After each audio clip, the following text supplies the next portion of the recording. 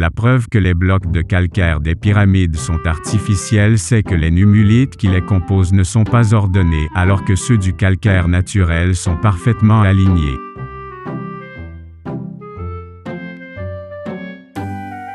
Les Égyptiens faisaient chauffer le calcaire avec des lentilles géantes pour préparer du béton. Ils n'ont jamais découpé le moindre bloc.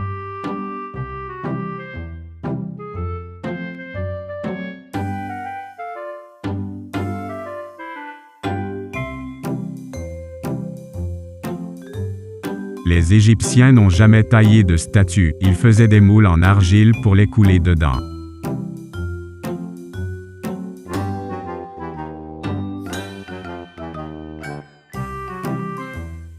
Les blocs des pyramides ont été moulés les uns contre les autres, c'est pour cela qu'il n'y a aucun vide entre eux.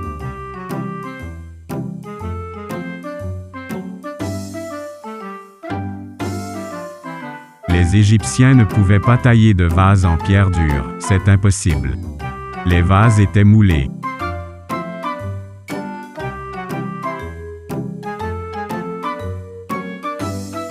Les statues Olmec représentent des visages typés d'Afrique noire, c'est une évidence.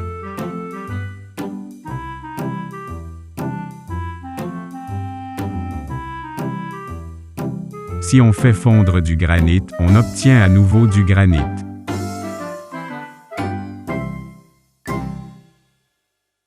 On voit que le granit a coulé et a fait une jolie goutte de verre.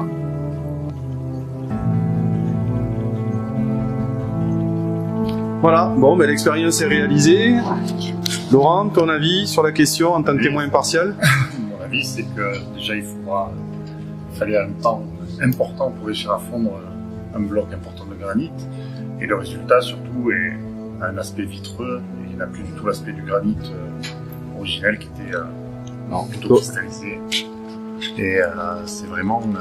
ça n'a plus rien à voir avec du granit. Voilà. Toutes les gouttes d'eau font très précisément 1 centimètre de diamètre.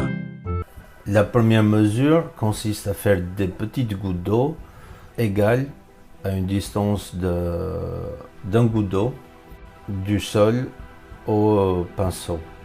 Donc pinceau, ça peut être aussi une petite tige en bois. L'expérience est faite à minuit. Il fait très frais et l'eau est très fraîche.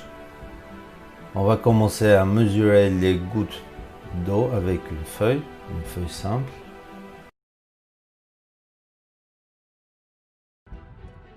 Alors, les premières conclusions sont les suivantes.